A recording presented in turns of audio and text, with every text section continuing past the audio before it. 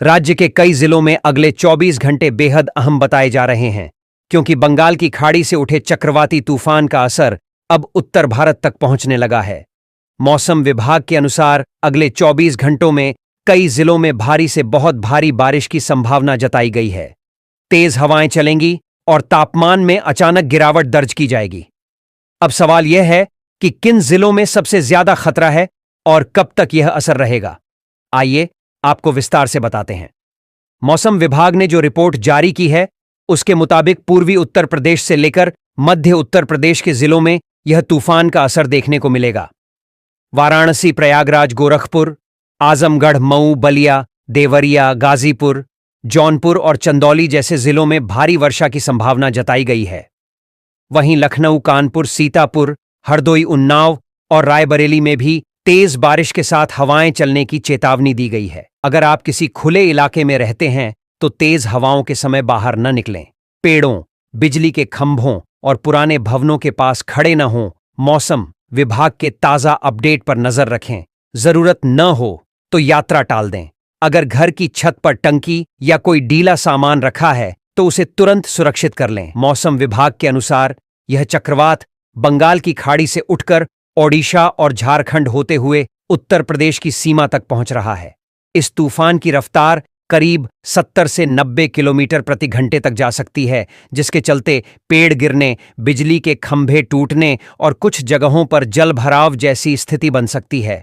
सरकार ने सभी जिलों के प्रशासन को सतर्क रहने के निर्देश दिए हैं।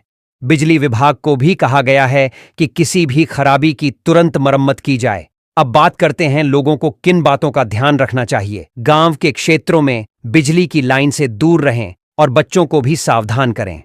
विशेषज्ञों का कहना है कि यह तूफान अगले 24 से 48 घंटे तक सक्रिय रहेगा, लेकिन इसका असर सबसे ज्यादा होगा। तेज हवा के साथ गरज चमक के बीच भारी बारिश की संभावना है। किसानों को सलाह दी गई है कि वे अपनी फसलों को सुरक्षित कर लें। कटाई या खेतों में काम फिलहाल रोक दें, क्योंकि तेज हवा और वर्षा से नुकसान की आशंका बढ़ गई है। मौसम विभाग के वरिष्ठ वैज्ञानिक ने कहा है कि इस समय उत्तर प्रदेश में पश्चिमी विक्षोभ भी सक्रिय है और बंगाल की खाड़ी से आने वाला चक्रवात, दोनों के मिल जाने से सिस्टम और भी मजबूत हो गया है। इस वजह से अगले 2 दिन राज्य के कई हिस्सों में मूसलाधार बारिश की स्थिति बन सकती है। अगर हम आंकड़ों की बात करें तो पिछले 24 घंटों में ओडिशा और झारखंड के तटीय इलाकों में 100 मिलीमीटर से ज्यादा वर्षा दर्ज की गई है। अब यही बादल उत्तर प्रदेश की ओर बढ़ रहे हैं, यानी अगले कुछ घंटों में आसमान घने बादलों से ढक जाएगा और कई जिलों में बिजली गरजने के साथ तेज बारिश शुरू हो जाएगी। सरकार ने हेल्पलाइन नंबर भी जारी किए हैं ताकि लोग किसी भी आपदा की स्थिति में तुरंत मदद ले सकें। हर जिले के डीएम और एसडीएम को फील्ड में रहकर स्थिति की निगरानी करने को कहा गया है। राज्य के सभी एनडीआरएफ और एसडीआरएफ दलों को तैयार रखा गया है। लखनऊ मौसम केंद्र की रिपोर्ट के मुताबिक यह स्थिति सुबह तक रह सकती है। उसके बाद धीरे धीरे मौसम साफ होना शुरू होगा, लेकिन अगले 24 घंटे बेहद अहम हैं। मौसम विशेषज्ञों ने कहा है कि यह तूफान चक्रवात श्रेणी का नहीं रहेगा, लेकिन डीप डिप्रेशन के रूप में भारी बारिश ला सकता है। लोगों से अपील की गई है कि अफवाहों पर ध्यान न दें, केवल आधिकारिक जानकारी पर भरोसा करें। अगर आपके इलाके में पानी भर जाए तो बिजली के उपकरणों से दूरी बनाए रखें। सुरक्षा सबसे पहले होनी चाहिए।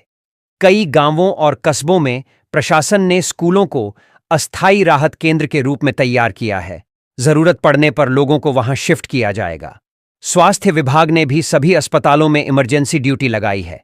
किसी भी दुर्घटना की स्थिति में तुरंत इलाज की व्यवस्था की जाएगी।